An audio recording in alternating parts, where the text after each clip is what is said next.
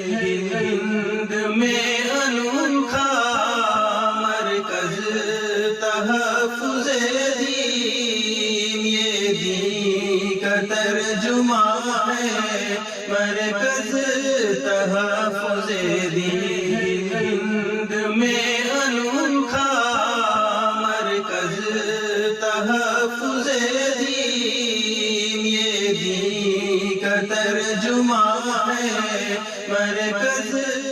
مرکز سے لے کے ہر جگہ، سہارنپور، دیوبند، لکھنؤ، اس میں آپ کو بے شمار عاملین ملیں گے۔ ہر بزرگ جو ہے عملیات قرآنی میں ایک مہارت رکھتے تھے اور ان کی زندگی میں دعا تعویذ دیا کرتے تھے۔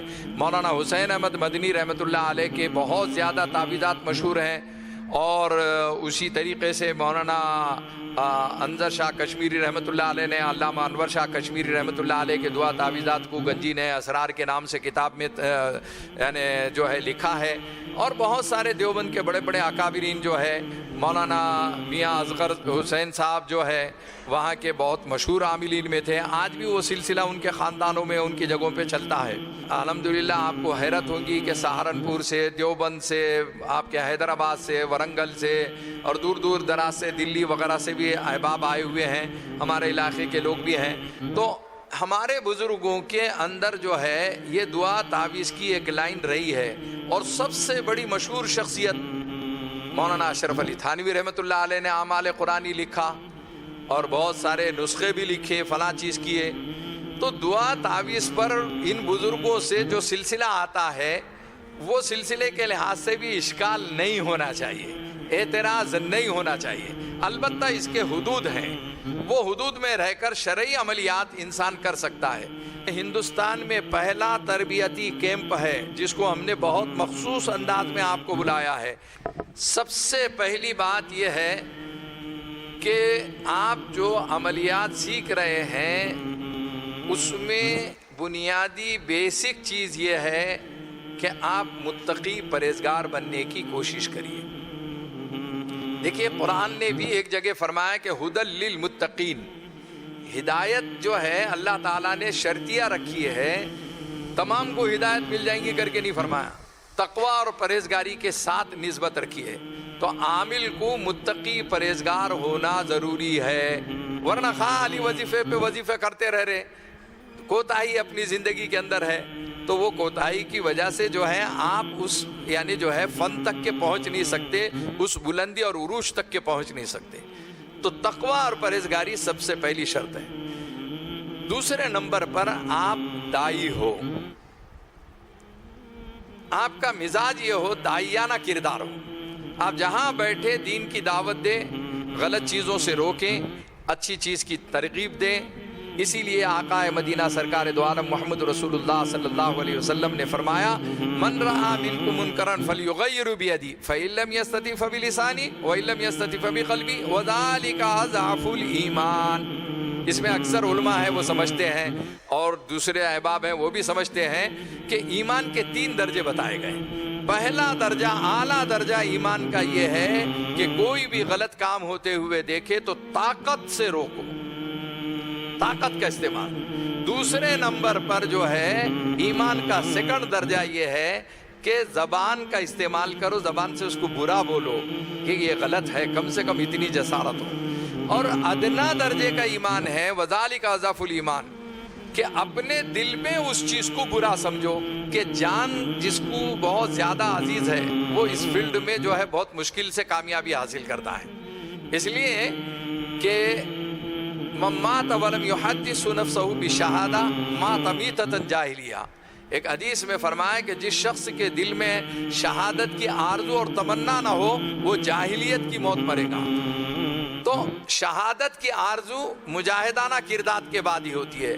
تو آپ جو ہے شہادت سے ڈرے نہیں، آپ یہ کام کر رہے ہیں، اللہ کے راستے میں محنت کر رہے ہیں، آپ کو مقابلہ ہوگا جادوگروں سے، جنات سے مقابلہ ہوگا، آپ شہید ہو سکتے ہیں، سمجھ جائیے آسان کام نہیں ہے۔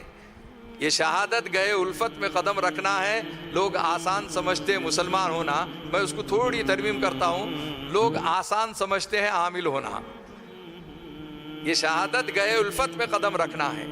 لوگ آسان سمجھتے ہیں عامل ہونا. مجھے یہ شرف اللہ نے دیا ہے کہ دیوبند، سہارنپور اور مرکز نظام الدین کے اکثر اکابرین کا علاج کیا. حضرت شیخ مولانا زکریہ رحمۃ اللہ علیہ کے کئی خلفاؤں کا علاج کیا میں نے. اور میں نے ذاکر نائک کے جو بہت بڑے استاد ہیں شیخ احمد دیدات، ان کا بھی علاج کرنے کا مجھے شرف حاصل ہوا. اور بڑے بڑے عرب شیوخ مکے میں، مدینے میں، جدہ میں، وہ یعنی جو ہے اگرچہ کہ سعودی کے بارے میں یہ مشہور ہے کہ بھائی وہاں تعویذات نہیں چلتی، لیکن جھاڑ پھونک سے سب کا اتفاق ہے. کوئی کالا ہے نہ گورا نہ کوئی چھوٹا بڑا، ایک ہی صف میں کھڑے ہیں یہاں سب شاہ و گدا. خاندان اور قبائل کا مٹا سب جھگڑا، خوب یہ درس مساوات ہے. سبحان اللہ سبحان اللہ سبحان اللہ. جس طریقے سے ہم جانتے ہیں کہ آج یہودی اقتصادی اعتبار سے پورے سسٹم پر حاوی ہے اور پوری دنیا کے اوپر اپنا شکنجہ مضبوط کر رہے ہیں، اسی طریقے سے یہودی کالے جادو کے ذریعے سے بھی پوری دنیا کو اپنے تسلط میں لانے کے لیے بے قرار ہیں. تو وہ لوگ جادو کے ذریعے سے آج پوری دنیا کے متعلق ایک نظام، ایک سسٹم بنا رہے ہیں کہ جن لوگوں کو ہم اقتصادی اعتبار سے زک نہیں پہنچا سکتے ہیں، ہم جادو کے اعتبار سے ان کے اوپر حملہ کریں اور ان کو کمزور کرنے کی کوشش کریں. اس وجہ سے حاملین ایمان و قرآن و سنت کو چاہیے کہ وہ بھی اب اس لائن میں کمر بستہ ہو جائیں، وہ بھی اپنے دلوں کے اندر مجاہدہ اور ہمت، جرت و استقلال کو پیدا کریں. کیونکہ کوئی بھی فن کامل اساتذہ کی نگرانی میں سیکھا جاتا ہے، اور بالخصوص یہ فن تو ان اساتذہ کی نگرانی میں آپ کو سیکھنا پڑے گا کہ جن کا تعلق قرآن و حدیث سے مضبوط ہو اور ہمارے اسلاف و اکابر کے ساتھ بھی ان کا تعلق مضبوط ہو. ورنہ یہ لوگ ابتداً تو آپ کو قرآن و حدیث کی بات کہیں گے، لیکن رفتہ رفتہ بتدریج لحظہ بلحظہ آپ کو ایسی جانب آپ کے رخ کو موڑ دیں گے جہاں پر پہنچ کر آدمی نہ ایمان و اسلام کا رہتا ہے، نہ قرآن و سنت پر عمل کرنے کو اس کا جی چاہتا ہے. اس وجہ سے ہمارے اکابر نے اس میدان کے اندر بھی بڑی محنتیں کی ہے. میں حضرت مولانا کو بہت زیادہ مبارکباد دوں گا کہ شاید مراٹھ واڑے کے اندر پہلی مرتبہ حضرت نے اس کام کا عزم بالجزم کیا، اور میں اور آپ اس کارواں کے سب سے پہلی خشت اول ہے کہ آپ اور ہم جمع ہیں. اور میرا بھی یہ جذبہ ہے کہ میں آگے کچھ اور سیکھوں، اور آپ کا بھی یہ جذبہ ہے کہ آپ اور تحصیل علم کریں اور اس علم کے اندر ید طولہ اور اس فن میں مشاق ہوں. کہ قرآن نے صاف طور پر کہا ہے کہ سلیمان علیہ السلام نے کوئی سحر نہیں کیا، کفر نہیں کیا. قرآن کہتا ہے وما کفر سلیمان ولکن الشیاطین کفروا یعلمون الناس السحر. حالانکہ بات تو چل رہی تھی سحر کی، لیکن قرآن کا اسلوب دیکھیے. قرآن نے کیا کہا؟ وما سحر نہیں کہا، وما کفر سلیمان کہا. قرآن نے وما کفر کیوں کہا؟ علماء مفسرین نے لکھا ہے کہ جادو کی ابتدا ہی کفر سے شروع ہوتی ہے. اس وجہ سے انسان کو چاہیے کہ جو لوگ صاحب نسبت ہو، جن کو علماء کی سرپرستی حاصل ہے، اور بالخصوص جن کا تعلق مسجد و مدارس سے ہیں، اگر ہم کو اس فن کو سیکھنا ہے تو ہم کو ایسے لوگوں کی طرف رجوع کرنا پڑے گا. ورنہ وہی بات ہوگی کہ ہم کسی ایسے آدمی کے پاس چلے گئے کہ جس کو یہ فن آتا تھا، لیکن وہ دیکھے گا کہ ایک اللہ کے مقرب بندے کو اگر میں راہ حق سے بھٹکا رہا ہوں تو میں اپنے فیلڈ میں کامیاب ہوں. اس وجہ سے آپ اس نشست کے اندر سب سے پہلے اس بات کا عزم بالجزم کیجئے کہ چاہے آپ پر جو حالات آئیں، کیونکہ انسان جب تحصیل علم کا جذبہ اپنے دل میں موجزن کرتا ہے تو اس پر حالات ضرور بھی ضرور آتے ہیں. وہ سوچتا ہے میں کیوں کر اس فن کو سیکھ پاؤں گا، میں تو خوف زدہ ہو جاتا ہوں، میں ڈر جاتا ہوں، فلاں چیزیں مجھے پیش آتی ہے، لیکن آپ بتدریج اس فن میں مہارت حاصل کرنے کی کوشش کریں گے تو انشاءاللہ آپ اور میں حضرت مولانا کی سرپرستی میں ضرور ضرور اپنے منزل مقصود تک پہنچ جائیں گے۔ اس وجہ سے سب سے پہلے قوت ارادی کو مضبوط کیجیے۔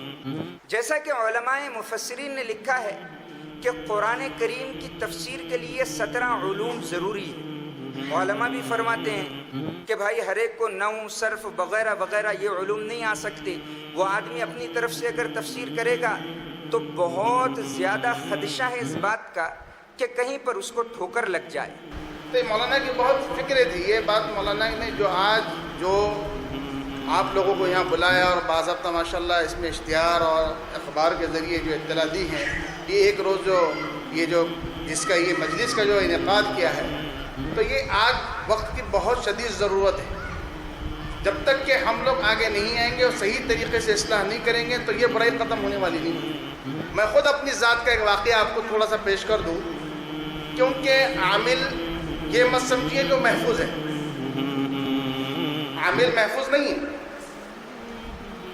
اگر علاج کسی کا ہو رہا ہے، کسی کا جن نکالا گیا، کسی کا جادو سحر ختم کیا گیا، تو یاد رکھیے جنوں میں انتقامی جذبہ ہے، وہ انتقام بھی لیتے ہیں، ہم سے لیں گے، نسلوں سے لیں گے۔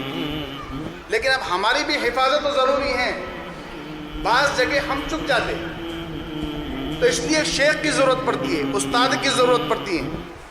صرف کتابیں پڑھ لینے سے عامل نہیں بنے گا، اس کے ساتھ ساتھ اس کے لیے اس کا مربی بھی ضروری ہے، اس کا استاد بھی ضروری ہے، اس کا شیخ بھی ضروری ہے، تاکہ وہ اس کی ہدایتوں کے مطابق کام کرے۔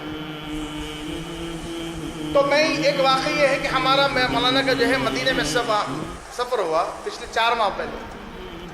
تو ایک جنید بھائی بول کے ایک مدینے کے اندر جو مولانا کے شاگرد ہے، جو ابھی مولانا سے عملیات سیکھ رہے ماشاءاللہ، پھر مولانا کو میں نے ساتھ میں ہم حرم گئے، مکے میں مولانا نے میرا علاج کیے، پھر مدینے میں ایسا حال ہوا ایک دن رات میں ہم ایک ہی روم میں سو رہے، مولانا بھی سو رہے اور میں بھی سو رہا ہے، ہمارے ایک ساتھی بھی تھے وہ بھی پریشان ہو گئے، لائٹ بھی خود بند ہونے لگی، لائٹ خود چالو بھی ہونے لگی، دروازہ خود بند ہونے لگا۔ بھائی ماجرا کیا ہو رہا؟ ایک قاری عرفان بنگلور والے تھے، وہ توڑ کے بھاگ گئے، یہ کیا چل رہا ہے؟ پریشان ہو گئے۔ پھر میں نے مولانا سے کہا کہ آپ خاموش بیٹھے رہے۔ پھر اس کے بعد فجر کے بعد بیٹھنے کے بعد سمجھائے آج تمہارا پورا علاج مکمل ہو گیا۔ جو چیز چڑھ رہی تھی کہ آج اس کا آخری تم پر حملہ تھا، آج آخری تم پر اس نے وار کیا، اب نہیں ہوگا۔ تو جب سے الحمدللہ میں بھی جو ہے بڑا سکون کے ساتھ ہے، بڑا اطمینان کے ساتھ ہے، اس لیے میں مولانا کا بہت زیادہ شکر گزار ہوں، اور انشاءاللہ جب تک زندہ رہوں گا تو شکر گزار ہی رہوں گا، اس لیے کہ ماشاءاللہ مولانا نے جو یہ مجلس بلائی ہے اور سب کے سامنے جو ہے بالکل بے باک طریقے سے، اور جو ہے تو یہ علم کا جو ہے فائدہ لو امت تک پہنچ جائے، یہ اس کی ایک چھوٹی سی کوشش ہے۔ اگر آپ حضرات بھی اگر زیادہ سے زیادہ ساتھ دیں اور زیادہ سے زیادہ سیکھنے والے حضرات، جو خواہش مند حضرات، وہ آ کے مولانا سے رجوع ہو جائے تو مجھے امید ہے انشاءاللہ ضرور وہ کامیاب ہوگا، اور وہ جو ہے بہترین جو ہے مولانا کی جو ہے شاگردگی میں اور مولانا کی رہنمائی میں وہ اچھے سے اچھا علاج کر سکتا ہے۔ ہند میں انوکھا مرکز تحفظ دین، یہ دین کا ترجمہ ہے مرکز تحفظ دین، وصف نبی کا پیکر، علم و عمل کا لشکر، پیغام دیوبند پہنچا رہا ہے گھر گھر، مشکل گھڑی میں بیڑا اس نے جو یہ اٹھایا، سہ کے رنج اور غم پھر بھی ہے مسکرایا، بدعات سے ہے روکا، سنت کی راہ چلایا، رب کی رضا کا اس نے رستہ ہمیں بتایا، محفوظ فاروقی بھی مفتی شفیق نگراں، فضل خدا سے سب پر ان کا